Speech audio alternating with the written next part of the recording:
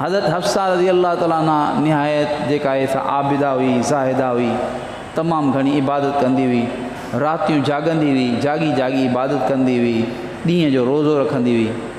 कंहिं सबब जे करे हज़रत पाण सल्लल्लाहु अलैहि वसल्लम हिकिड़ी तलाक हज़रत बीबी हफ्सा खे ॾिनी हुई। पर इन ते हज़रत उमर रज़ी अल्लाह ताला खे ज़ाहिर पीउ तमामु घणो ॾुखु थियो। जिब्राईल अलैहिस्सलाम नाज़िल थिया।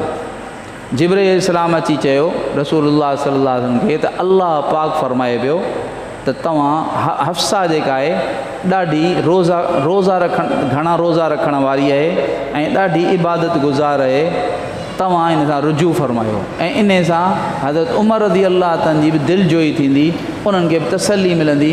इन करे अल्लाह जो हुकुम आहे त तव्हां हज़रत हफ्सा सां रुजू करियो। पाण सल्लल्लाहु अलैहि वसल्लम रुजू फरमायो।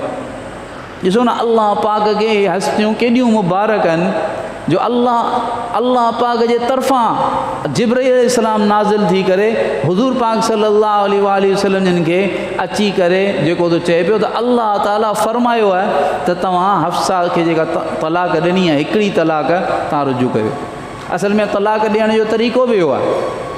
अॼुकल्ह माण्हू जेको आहे सो अल्लाह पनाह में रखे ड्रामा ॾिसनि था, फिल्मूं ॾिसनि था ऐं अलाए छा छा मोबाइलूं छा छा आहे उन ते जेको कल्चर ॾेखारियो वञे थो उहे ॾिसनि था ऐं ईअं सम्झंदा त जेकॾहिं पंहिंजी ज़ाल खे तलाक ॾियणी हुजे त पोइ 3 तलाकूं यकियूं था ॾेई छॾनि। उन खां पोइ जो रोइनि मुफ़्तियुनि वटि।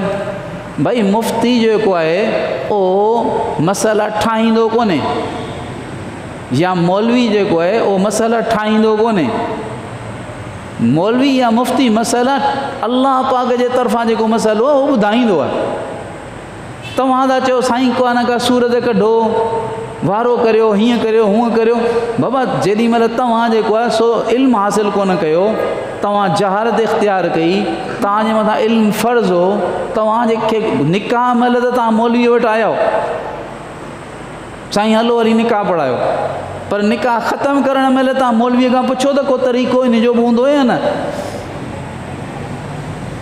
बसि चिड़ में अची करे 3 फायर करे छॾिया ऐं उन खां पोइ जेको आहे सो वञी था मुफ़्ती जे साम्हूं रो हाय घोड़ा। हाणे या त छा थींदो, या त तव्हां ज़ाल या त तव्हां ईमान विञाईंदव। जे ज़ाल बचाए वरितव त ईमान वियव, ऐं जेकॾहिं ईमान बचायव त ज़ाल वई। भई कंहिं तव्हांखे चयो त तव्हां हिकिड़ी धक में 3 तलाकूं ॾेई छॾियो। तलाक ॾियण जो असुलु तरीक़ो जेको असल में ॻाल्हि आहे इहो सभु दीन आहे, इहो सभु दीन आहे। दीन सिर्फ़ु नमाज़ रोज़े जो नालो कोन्हे। नमाज़ यानी 24 कलाकनि जी ज़िंदगी असांजी ख़ुशी, असांजी ग़मी, असांजी हर शइ, असांजो निकाह, असांजी हर शइ जेका आहे उहा दीन आहे। अल्लाह जे हुकुम जे मुताबिक़ करणी आहे, रसूलुल्लाह सल्लल्लाहु अलैहि वसल्लम जे तरीक़े जे मुताबिक़। सही तरीक़ो तलाक ॾियण जो, अव्वल त तलाक आख़िरी दर्जो आहे, तलाक यकदमि कान बि आहे। निकाह जेको आहे उहो हमेशह पूरी ज़िंदगी जे लाइ कबो आहे, निभाइण जे लाइ कबो आहे। इहो अहिड़ो ईअं सम्झो त अहिड़ो यानी मुआमिलो आहे जंहिंखे पूरी ज़िंदगी निभाइबो आहे। उन करे पंहिंजी तबियतुनि जे अंदरि जेको आहे सो छा सब्र, तहम्मुल ऐं बर्दाश्त ऐं हिक ॿिए खे सम्झी करे हलणु, हिक ॿिए जी बर्दाश्त करणु, हिक ॿिए जे हुकूक खे सम्झणु, इन सां जेको हलंदो आहे मामिलो। वरना पोइ ॿार तबाह थी वेंदा, ॿारनि जी तरबियत ऐं अलाए छा मां छा अलाह पनाह में रखे।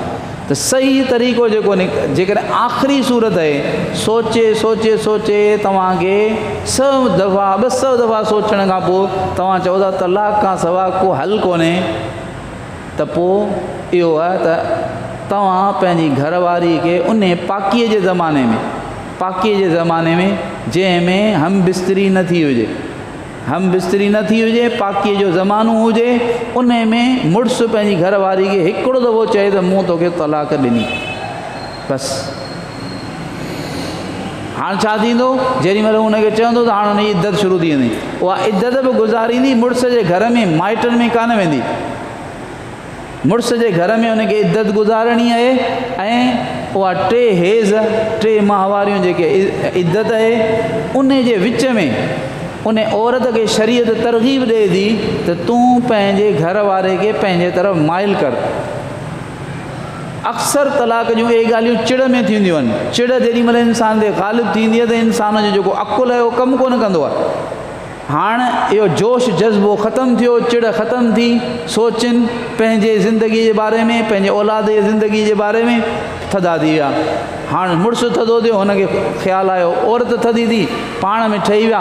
हाणे रुॻो हू हिकिड़ो दफ़ो चए त मूं रुजू कयो, ज़बान सां चए हिकिड़ो दफ़ो मूं रुजू कयो, बसि वरी साॻियो निकाह ख़तमु ई कोन थियो। ऐं बाक़ी एतिरो थियो त हाणे जेके 3 तलाकुनि जा इख़्तियार हुआ मर्द खे, उहा हिकिड़ी ख़तमु थी वई, बाक़ी ॿिनि जो आहे। बाक़ी ॿियो को फ़र्क़ु कोन आयो आहे। जीअं पहिरीं हुनजी घरवारी हुई, हाणे बि हुनजी घरवारी आहे। त सही तरीक़ो जेको तलाक जो आहे उहो सभिनी खां बहितर तरीक़ो तलाक जो इहो आहे। इन में न को सुभाणे पशेमानी थींदी, न को सुभाणे जेको आहे सो को ॿियो मसइलो थींदो। ऐं उलमा इकराम सां, मुफ़्तियान इकराम सां मसइलो पुछी करे जेको आहे सो हर क़दम ते पुछी मसइलो पोइ क़दम खणिजे।